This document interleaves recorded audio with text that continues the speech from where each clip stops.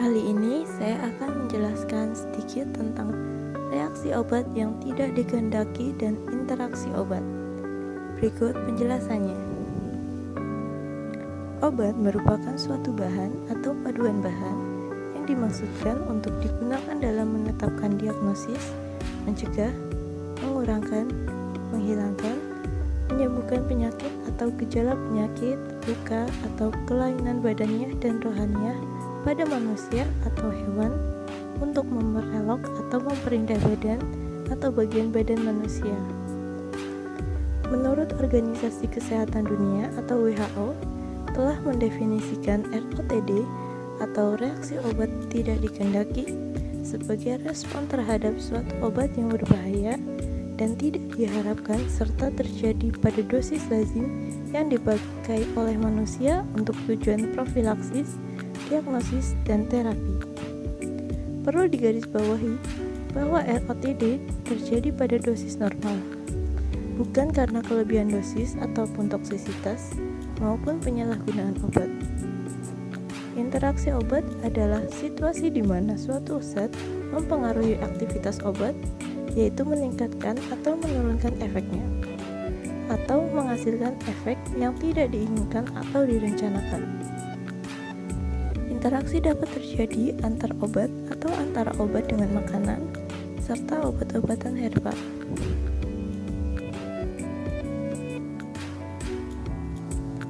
Berikut adalah penggolongan ROTD berdasarkan rentang toksisitasnya.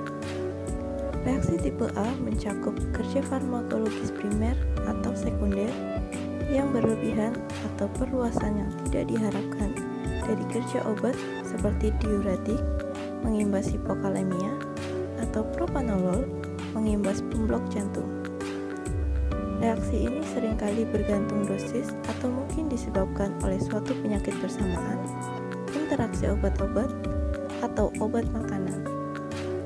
Reaksi tipe A bertanggung jawab atas 70-80% dari ROTD dan jarang mengancam kehidupan.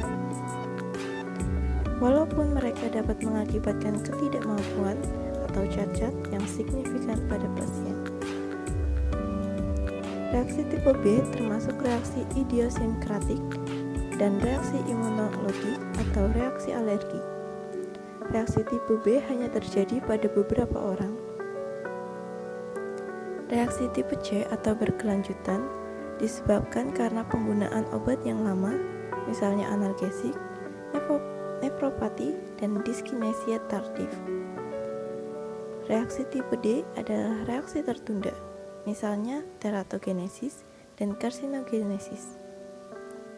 Dan yang terakhir reaksi tipe E, yaitu penghentian penggunaan, misalnya timbul kembali karena ketidakcukupan adrenokortikal.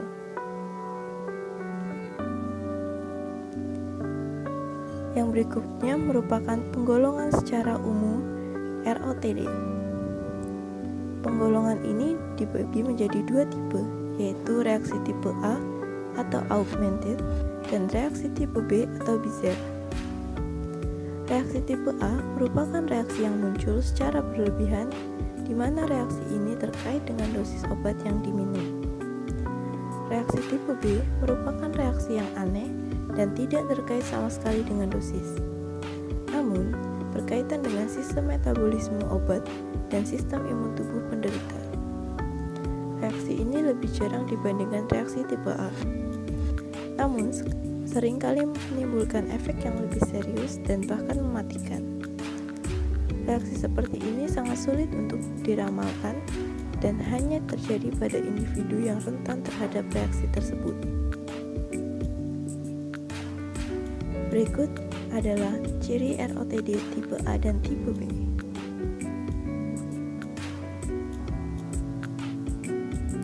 Terdapat beberapa faktor ROTD, di antara lain yaitu polifarmasi, yaitu kejadian-kejadian ROTD yang tampak muncul secara eksponensial jika jumlah obat yang digunakan juga bertambah banyak. Peresepan atau prescribing semacam ini sering terjadi pada penderita lanjut usia atau pada penderita yang mengalami beberapa penyakit sekaligus. Kedua kelompok penderita ini sangat beresiko untuk mengalami ROTD tertentu. Faktor yang kedua yaitu jenis kelamin. Reaksi obat yang tidak dikehendaki lebih sering terjadi pada wanita dibandingkan pria. Namun, belum ada penjelasan tentang mengapa hal ini bisa terjadi. Faktor selanjutnya adalah kondisi penyakit yang diderita. Adanya penyakit lain yang menyertai dapat mempengaruhi respon obat dan munculnya ROTD secara bermakna melalui perubahan proses farmakokinetika atau kepekaan jaringan. Penyakit dapat mengubah fungsi normal tubuh dan sebagai akibatnya farmakokinetik dan farmakodinamik banyak obat juga mengalami perubahan. Variasi perbedaan dalam respon farmakologi dapat disebabkan oleh perubahan eliminasi atau metabolisme obat atau dipengaruhi oleh status patologinya lain. Perubahan patologik dalam tubuh dapat menyebabkan sistem organ tertentu menjadi lebih sensitif terhadap kerja farmakologi suatu obat. Faktor berikutnya yaitu usia. Pasien lanjut usia akan lebih sering mengalami ROTD dibandingkan pasien yang lebih muda. Hal ini dimungkinkan antara lain karena pasien lanjut usia lebih sering mendapatkan terapi obat. Dan faktor terakhir yaitu ras dan polimorfisa genetika. Faktor keturunan telah ditunjukkan mempengaruhi individu terhadap peningkatan toksisitas obat, seperti suksinilkolin, isoniazid, inhibitor MAO, dan obat-obat lain. Pasien beragam dalam kemampuan mereka untuk membiotransformasi obat-obat ini dan ini dapat mengakibatkan peningkatan konsentrasi serum dengan akibat toksisitas. Kekurangan glukosa 6-fosfat dehidrogenase atau G6PD adalah contoh lain dari peranan pengaruh genetik pada kesakitan yang diimbas obat. Pasien dengan jumlah enzim yang kurang ini dapat mengalami anemia hemolytik yang amat sangat pada pemaparan obat antioksidan seperti dapsone, sulfapiridin, atau primakuin. Terdapat beberapa kriteria yang biasa ditanyakan oleh apoteker atau dokter untuk mengidentifikasi ROTD. Antara lain, ada waktu. Yang biasa ditanyakan adalah kapan kejadian ROTD tersebut muncul, apakah terjadi saat setelah minum obat ataukah berselang dalam waktu yang lama, apakah reaksi tersebut terkait dengan pemakaian obat. Kemudian ada dosis. Apakah dosis yang diberikan kepada pasien dengan kondisi tertentu terlalu besar? Dosis yang diberikan untuk sebagian besar menentukan apakah seorang pasien akan mengalami toksisitas. Bagaimana seorang pasien tertentu mengabsorpsi, memetabolisme, dan mengekskresi suatu obat adalah faktor penentu utama yang lain dari efek yang dihasilkan. Perubahan dalam proses ini dapat menyebabkan konsentrasi tinggi yang abnormal pada obat, pada tempat reseptor, dan mengakibatkan efek yang berlebihan. Kemudian ada sifat permasalahan. Apakah ciri-ciri reaksi yang diduga sebagai ROTD tersebut sama dengan sifat farmakologi obatnya? Hal ini akan membantu kita di dalam mengidentifikasi sebagai ROTD tipe A. Kemudian ada pengalaman. Apakah reaksi yang muncul tersebut mirip dengan reaksi yang pernah dilaporkan di pustaka? Sebagai pustaka acuan, antara lain ada Miller-Slate Effects of Drugs, British National Formulary, The Drug Complete Reference, AHFE's Drug Information. Kemudian ada penghentian atau keterulangan. Apa yang terjadi apabila pemakaian obat dihentikan? Bagaimana jika di suatu hari kelak obat yang menimbulkan ROTD tersebut digunakan kembali? Apakah reaksinya muncul kembali? Apabila gejala ROTD berhenti setelah pemakaian obat dihentikan dan terjadi kembali pada pemakaian obat berikutnya, maka dapat dikatakan bahwa terdapat hubungan penyebab timbulnya ROTD tersebut. Namun, tidak semua ROTD akan berhenti seketika setelah pemakaian obat dihentikan, dan beberapa reaksi mungkin tidak dapat berubah atau irreversibel. Adalah bagian cara mengidentifikasi ROTD.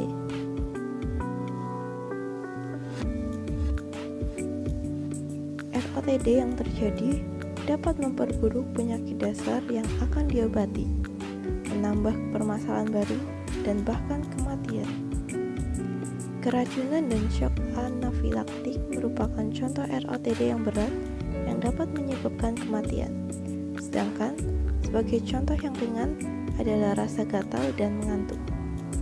Jenis ROTD sangatlah banyak, dari yang dapat diperkirakan akan timbul sampai yang tidak dapat kita perkirakan yang potensial membahayakan keselamatan jiwa pasien. Berikut adalah cara pencegahan ROTD, antara lain yaitu antisipasi dengan pemantauan pasien. Hal ini dilakukan dengan mengkaji pasien dan mengantisipasi ROTD yang mungkin dapat terjadi dalam pasien.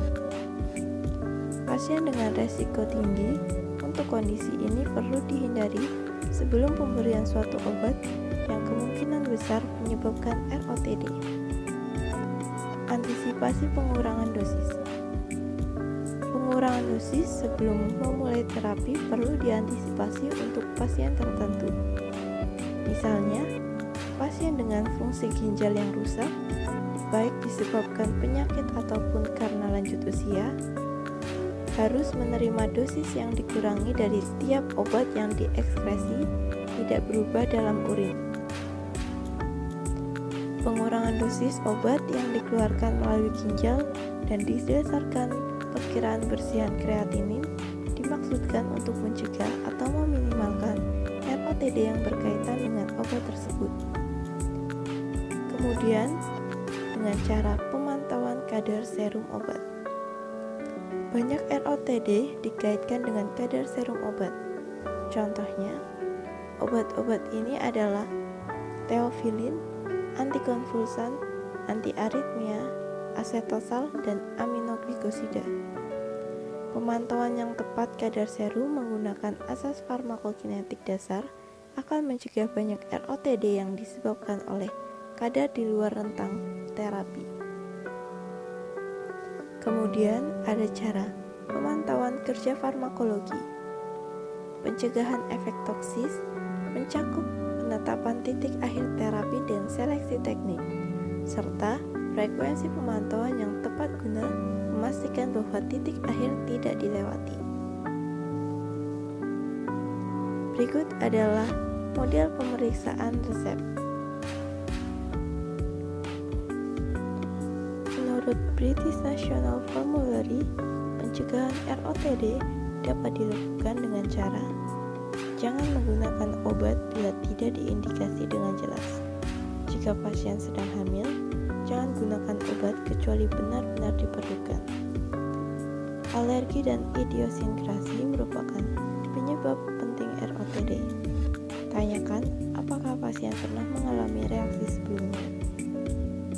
Tanyakan jika pasien sedang menggunakan obat-obatan lainnya, termasuk obat yang dipakai sebagai swamedikasi. Hal ini dapat menimbulkan interaksi obat. Usia dan penyakit hati atau ginjal dapat mengubah metabolisme dan ekskresi obat, sehingga dosis yang lebih kecil diperlukan. Faktor genetik mungkin juga berpengaruh pada variasi dalam metabolisme, khususnya isoniazid dan antidepresan trisiklis. Resepkan obat sesedikit mungkin dan berikan petunjuk yang jelas kepada pasien lanjut usia dan pasien yang kurang memahami petunjuk yang rumit. Jika memungkinkan, menggunakan obat yang sudah dikenal, dan menggunakan suatu obat baru perlu waspada akan timbulnya ROTD atau kejadian yang tidak diharapkan. Jika kemungkinan terjadinya ROTD yang serius, pasien harus diperingatkan. Berikut adalah penata laksanaan ROTD. Avoidance atau dengan cara menghindari paparan merupakan paduan umum di mana kita harus menghindari penggunaan obat yang telah diketahui menyebabkan reaksi alergi pada pasien, kecuali bila obat tersebut sangat dibutuhkan dan tidak ada obat lain yang dapat menggantikannya. Kemudian, premedikasi. Penggunaan antihistamin H1 sebagai pencegahan tidak dianjurkan karena tidak dapat mencegah terjadinya shock anafilaktik dan dapat mengaburkan gejala awal alergi obat. Antihistamin H1 yang dikombinasikan dengan steroid telah dibuktikan dapat menurunkan reaksi akibat media kontras radiografi. Kemudian ada desensitisasi. Desensitisasi harus dipertimbangkan pada pasien yang pernah mengalami reaksi yang diperantarai IgE terhadap penisilin dan memerlukan penisilin untuk terapi infeksi yang berat seperti endokarditis bakterial dan meningitis. Beberapa protokol telah dikemukakan dengan jalur oral maupun parenteral. Harus dikerjakan dengan pengawasan khusus dari seorang spesialis. Pemberian secara oral lebih disukai karena lebih kecil kemungkinannya untuk menimbulkan reaksi yang mengancam nyawa. Desensitisasi juga dapat dikerjakan untuk pasien yang memerlukan sulfonamida dan cefalosporin. Kita sebagai apoteker tentunya memiliki peranan pada kasus ROTD ini. Berikut adalah peranan apoteker. Yang pertama yaitu tanggung jawab memberi pelayanan profesional. Apoteker berada di antara terapi obat dan mereka mempunyai tanggung jawab untuk memberikan pelayanan profesional kepada pasien penerima obat yang ditulis dokter dan juga kepada pasien pengobatan sendiri dengan obat tanpa resep. Kemudian, evaluasi obat baru. Di berbagai rumah sakit, banyak apoteker berpartisipasi langsung dalam mengevaluasi obat baru untuk memastikan bahwa zat yang paling efektif dan paling murah tercantum dalam formularium rumah sakit. Kemudian, edukasi masyarakat. Apoteker diminta secara meningkat untuk mengambil peranan yang lebih aktif dalam edukasi masyarakat mengenai penggunaan obat yang aman dan efektif. Kemudian, kepemimpinan. Apoteker harus menggunakan kepemimpinan dalam pengadaan, pemeliharaan, dan evaluasi terus-menerus program ROTD, serta harus memperoleh pengesahan formal atau persetujuan terhadap program demikian melalui PFT, komite medik, dan pimpinan rumah sakit. Dan yang terakhir ada kemudahan.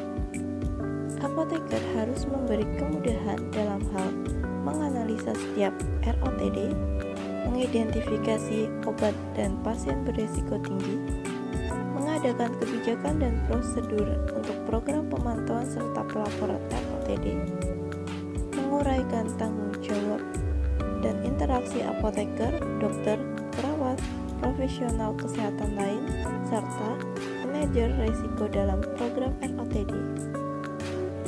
Menggunakan program ROTD untuk maksud edukasi, mengembangkan, memelihara, dan mengevaluasi rekaman ROTD dalam rumah sakit, penyebaran dan penggunaan informasi yang diperoleh melalui program ROTD, kemudian melaporkan pada Badan POM ROTD yang serius dan tidak diharapkan.